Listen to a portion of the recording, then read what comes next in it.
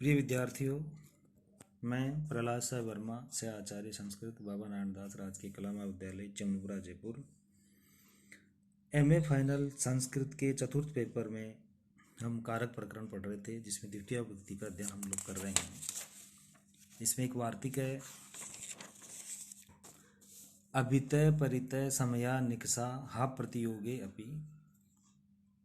अभितय कृष्णम परितय कृष्णम ग्रामम समया निकषा लंकाम हा कृष्णा अभक्तम तस्य शोच्यते इत्यर्थ है। बुभुक्षितम न प्रतिभाति किंचित।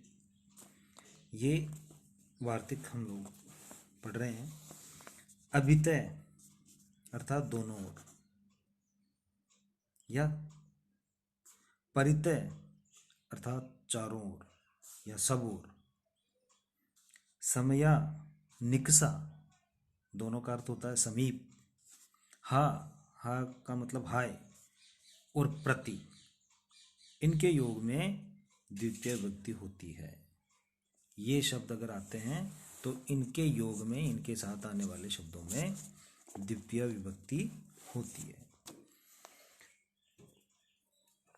इसके लिए उदाहरण दिए हैं, अभितय कृष्णम परितय कृष्णम, अर्थात कृष्ण के दोनों ओर।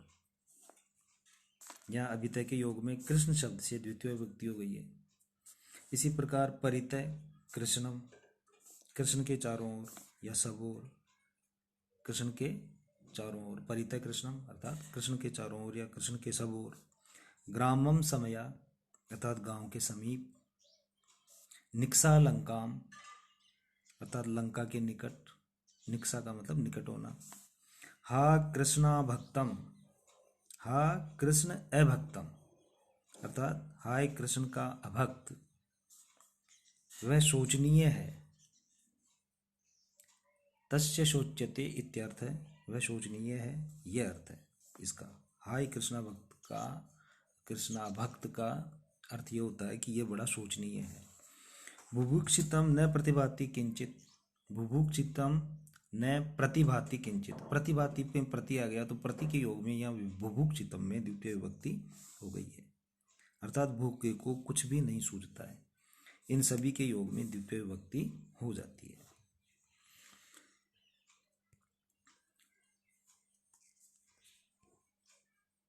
अगला सूत्र है अंतरांतरेण युक्ते। अंतरांतरेण युक्ते आभ्याम योगे द्वितीया स्यात् अंतरा त्वाम माम हरि अंतरेण हरिम न सुखम। अर्थात अंतरा का अर्थ होता है बीच में अथवा मध्य में। अंतरेण का अर्थ है मध्य में या विषय में या विना। अंतरा तथा अंतरेण के योग में द्वितीय विभक्ति होती है। अंतरा हो या अंतरेण शब्द हो तो उनके योग में द्वितीय विभक्ति होती है। अभ्याम योगे द्वितीया स्यात्, अभ्याम यानी इन दोनों के योग में द्वितीय विभक्ति होवे। अंतरा त्वाम माम हरि अर्थात अंतरा त्वाम माम हरि, तेरे और मेरे मध्य में हरि है। अंतरेण हरिम न सुखम अर्थात हरि के बिना सुख नहीं है। अंतरेण हरिम न सुखम, हरि के बिना सुख नहीं है। इस प्रकार इन दो शब्दों के योग में अंतरांतरेण युक्ते सूत्र से द्वितीय विभक्ति हो जाती है। अगला सूत्र है कर्म प्रवचनीयः इत्यधिकृत्य। यह अधिकार सूत्र है, इसका अधिकार करके कर्म प्रवचनीयः, कर्म प्रवचनीयः यह अधिकार सूत्र है। अर्थात पाणिनि व्याकरण में कुछ उपसर्गों की विशेष स्थलों पर कर्म प्रवचनीय संज्ञा की गई है। कुछ उपसर्गों की कर्म प्रवचनीय संज्ञा होती है और यह अनवर्त संज्ञा है जो पहले क्रिया को कह चुके हैं। कर्म क्रियाम प्रोक्त बनता है, वे कर्म प्रवचनीय कहलाते हैं। उपसर्ग अवस्था में ये क्रिया के अर्थ के द्योतक होते हैं। क्रिया के पहले ही इनका प्रयोग होता था, किंतु अब क्रिया से पृथक स्वतंत्र रूप में इनका प्रयोग हुआ करता है। ये क्रिया के द्योतक नहीं होते, न संबंध के वाचक होते हैं, न किसी क्रियापद का आक्षेप ही कराते हैं, किंतु वाक्यस्य पदों के संबंध में भेद कराने वाले होते हैं, अर्थात विभक्ति विधान के निमित्त होते हैं। अर्थात कहने का तात्पर्य है कि जिनकी कर्म प्रवचनीय, कुछ उपसर्ग ऐसे होते हैं जिनकी कर्म प्रवचनीय संज्ञा हो जाती है, और जिनकी कर्म प्रवचनीय संज्ञा हो जाती है उनमें द्वितीय विभक्ति हो जाती है। अनुलक्षणे, अगला सूत्र है अनुलक्षणे, अर्थात लक्षणे द्योत्ये अनुरुक्त संज्ञा स्यात्, गत्युपसर्ग संज्ञापवाद है। किसी लक्षण को द्योतित करने में, किसी लक्षण को स्पष्ट करने में अनु की कर्म प्रवचनीय संज्ञा होती है, जिससे कोई बात जानी जाती है, उसे लक्षण या सूचक कहते हैं। लक्ष्यते ज्ञायते अनेन इति लक्षणम, या हेतु के रूप में होने वाला लक्षण विवक्षित होता है। कर्म प्रवचनीय संज्ञा गति और उपसर्ग संज्ञा का अपवाद है, अर्थात लक्षण अर्थ में अनु की गति और उपसर्ग संज्ञा न होकर कर्म प्रवचनीय संज्ञा हो जाती है, और जहाँ कर्म प्रवचनीय संज्ञा हो जाती है वहाँ द्वितीय विभक्ति हो जाती है। अगला मंत्र है कर्म प्रवचनीय युक्ते द्वितीया, कर्म प्रवचनीय युक्ते द्वितीया, अर्थात कर्म प्रवचनीय के योग में द्वितीय विभक्ति हो जाती है। जहाँ कर्म प्रवचनीय संज्ञा हो जाती है वहाँ द्वितीय विभक्ति हो जाती है।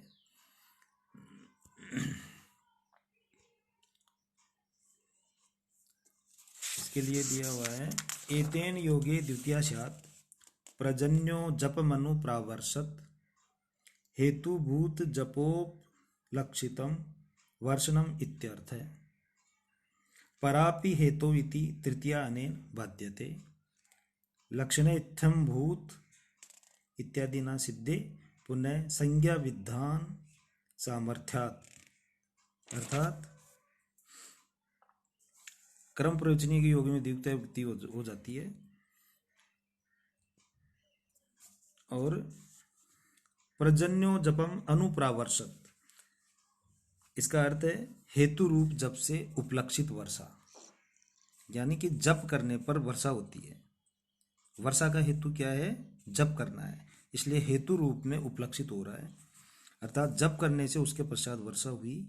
यहाँ हेतु और ज्ञापकता लक्षण दोनों द्वितीय के अर्थ हैं, ये दोनों अनु द्वारा प्रकट होते हैं। अनुप्रावर्षत उपयुक्त नियम से अनु की कर्म प्रवचनीय संज्ञा हो जाती है, और कर्म प्रवचनीय संज्ञा होकर उसके योग में जप शब्द से द्वितीय विभक्ति हो जाती है।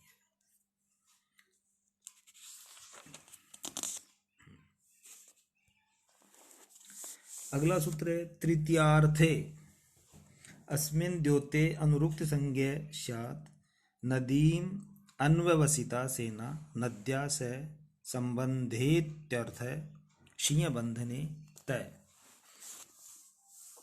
अर्थात जब अनु तृतीया के अर्थ अर्थात सहभाव को प्रकट करता है तो उसकी कर्म प्रवचनीय संज्ञा हो जाती है। अस्मिन् द्योते अनुरुक्त संज्ञा स्यात् नदीम अन्ववसिता सेना नद्या से संबंधित इत्यर्थ है सिंह बंधने तय, अर्थात जब अनु तृतीय अर्थ अर्थात सहभाव को प्रकट करता है तो उसकी कर्म प्रवचनीय संज्ञा हो जाती है। नदीम अन्ववसिता सेना, इसका अर्थ है सेना नदी के साथ संबद्ध है।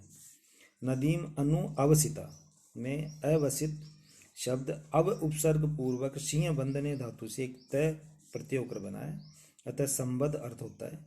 यहाँ ऊपर के नियमों से अनु की कर्म प्रवचनीय संज्ञा होकर उसके योग में नदीम में द्वितीय विभक्ति हो जाती है। अगला सूत्र है हीने, अर्थात हीने द्योते अनुप्रागवत अनुहरिम सुरा हरेर हीना इत्यर्थ है, अर्थात हीनता को द्योतित करने में अनु की कर्म प्रवचनीय संज्ञा हो जाती है, और कर्म प्रवचनीय संज्ञा हो जाती है तो द्वितीय विभक्ति हो जाती है, अर्थात अनु हरिम सुरा,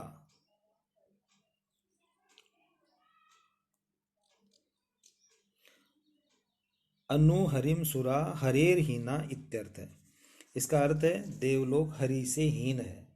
अनु हरिम सुरा यानी देवता लोग हरि से हीन है। हीन अर्थ में यहाँ अनु का हीन अर्थ हो रहा है, इसलिए इस अनु की कर्म प्रवचनीय संज्ञा हो जाएगी और हरि शब्द में द्वितीय विभक्ति हो जाएगी।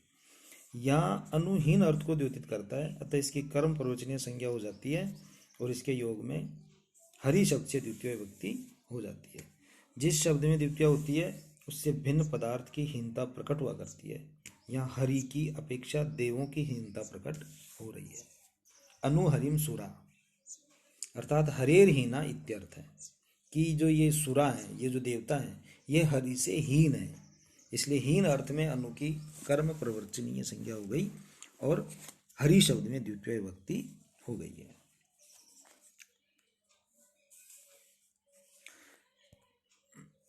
अगला सूत्र है उपो अधिके च। उपो अधिके च अर्थात अधिके हीने च द्योते उपेत्य व्ययम प्राक संज्ञम स्यात् अधिके सप्तमी वक्ष्यते हीने उपहरिम सुरा अर्थात देवता हरि उपोधिके अधिक या हीन का अर्थ द्योतित करने में उप की कर्म प्रवचनीय संज्ञा होती है। अधिक या हीन इन दोनों को द्योतित करने में उप की कर्म प्रवचनीय संज्ञा होती है। जब वह अधिक अर्थ को द्योतित करता है तो सप्तमी होती है, यह आगे कहा जाएगा। उप हरिम सुरा देवता हरि से घटकर है। यहाँ हीन अर्थ को द्योतित करने में उप की कर्म प्रवचनीय संज्ञा हो गई है, उपहरिम सुरा। तो उप की कर्म प्रवचनीय हीन अर्थ में हुई है। यहाँ पर हीन अर्थ को द्योतित करने में उप की कर्म प्रवचनीय संज्ञा होती है, तो इसके योग में हरि से द्वितीय विभक्ति हो जाती है। अर्थात उप की कर्म प्रवचनीय संज्ञा हो गई और इसके योग में हरि जो शब्द है उसमें द्वितीय विभक्ति हो गई। सुरा हरिम उप, उप हरिम सुरा, यानी देवता हरि से घटकर है, कमतर है। अगला सूत्र है लक्षणे थम भूताख्यान भाग वीप्सासु प्रतिपर्य नवय अर्थात एषु अर्थेषु विषय भूतेषु प्रत्यादय उक्त संज्ञासु लक्षणे वृक्षं प्रति पर्यम नु वा विद्योतते विद्युत इत्थं भूताख्याने भक्तो विष्णु प्रति पर्य नु वा भागे लक्ष्मी हरिम प्रति पर्य नु वा हरेर भागे इत्यर्थ है। वीप्सायाम वृक्षम वृक्ष प्रति पर्यु नु वा सिंचति अत्रोपसर्गात्वभावात् न सत्वम एषु किम परिसिंचति अर्थात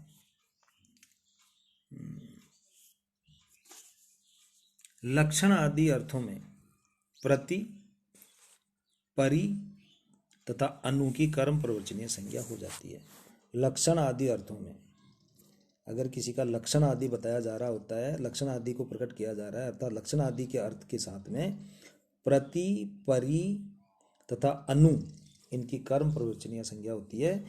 कर्म प्रवचनीय संज्ञा हो जाने पर इनके साथ आने वाले शब्दों में द्वितीय विभक्ति हो जाती है। उदाहरण के लिए वृक्षम प्रति विद्योतते विद्युत, वृक्ष की ओर बिजली चमकती है। यहाँ वृक्ष बिजली चमकने को लक्षित करता है, ये लक्षण ज्ञापक है। प्रति लक्षण को प्रकट करता है, अतः प्रति की उपयुक्त नियम से कर्म प्रवचनीय संज्ञा हो गई। लक्षण इत्थम भूत भूताख्यान भाग वीप्सासु प्रतिपर्य नवय, इस सूत्र के माध्यम से इसकी कर्म प्रवचनीय संज्ञा हो गई और कर्म प्रवचनीय संज्ञा होकर इसके योग में वृक्ष शब्द से द्वितीय विभक्ति हो जाती है। इसी प्रकार वृक्षम परि, वृक्षम अनु विद्योतते विद्युत, परि अनु प्रति इन सब के साथ में वृक्ष शब्द में द्वितीय विभक्ति हो जाती है। भक्तो विष्णु प्रति, विष्णु के प्रति भक्त है। भक्तो विष्णु प्रति, ये इत्थम भूताख्यान का उदाहरण है। इत्थम का अर्थ है इस प्रकार, इत्थम भूत अर्थात इस प्रकार का हुआ, या ये इस प्रकार का है, इसका आख्यान कथन किया जाता है। वहाँ प्रति आदि की कर्म प्रवचनीय संज्ञा हो जाती है। इस प्रकार उपयुक्त नियम से प्रति की कर्म प्रवचनीय संज्ञा होकर इसके योग में हरि शब्द से द्वितीय विभक्ति हो गई है। भक्तो विष्णु प्रति। इसी प्रकार भक्तो विष्णु परि, भक्तो विष्णु अनु, और भक्तो विष्णु प्रति, या प्रति, अनु और परि, इन सब के साथ विष्णु शब्द में द्वितीय विभक्ति हो गई है। इसी प्रकार लक्ष्मी हरिम प्रति, अर्थात लक्ष्मी हरि भाग रहा, यहाँ लक्ष्मी के प्रति हरि का स्वामित्व प्रति आदि से द्योतित होता है, अतः भाग अर्थ में उपयुक्त नियम से भाग विप्सु अर्थात भाग प्रति की कर्म प्रवचनीय संज्ञा हो जाती है और उसके योग में हरि शब्द से द्वितीय विभक्ति हो जाती है। इसी प्रकार लक्ष्मी हरिम परि, लक्ष्मी हरिम अनु, ये शब्द भी ये इस प्रकार के वाक्य भी बन जाएंगे। वृक्षम वृक्षम प्रति सिंचति, प्रत्येक वृक्ष को सिंचता है, ये वीप्सा का उदाहरण है, यानी वीप्सा यानी एक से अधिक बार होना, ये वीप्सा का उदाहरण है। वीप्सा का अर्थ है व्याप्तुम इच्छा, अर्थात किसी क्रिया का प्रत्येक वस्तु से संबंध करने की इच्छा। यहाँ वीप्सा अर्थ में प्रति आदि की कर्म प्रवचनीय संज्ञा हो जाती है, तथा उपसर्ग संज्ञा नहीं रहती। उपसर्ग संज्ञा का अभाव होने से प्रति सिंचति यहाँ से को से नहीं होता। उस उपसर्ग से परे होने पर ही उपसर्गात सुनोति सूत्र से सत्व होता है। यहाँ वृक्ष में द्वितीय विभक्ति कर्म में ही होता है। इसी प्रकार वृक्षम वृक्षम परिसिंचति, वृक्षम वृक्षम अनुसिंचति। इस प्रकार ये हमारा जो सूत्र है लक्षण इत्थम भूताख्यान भाग वीप्सासु प्रतिपर्य नवय, ये स्पष्ट हो जाता है। अब इससे आगे अगले वीडियो में पढ़ेंगे।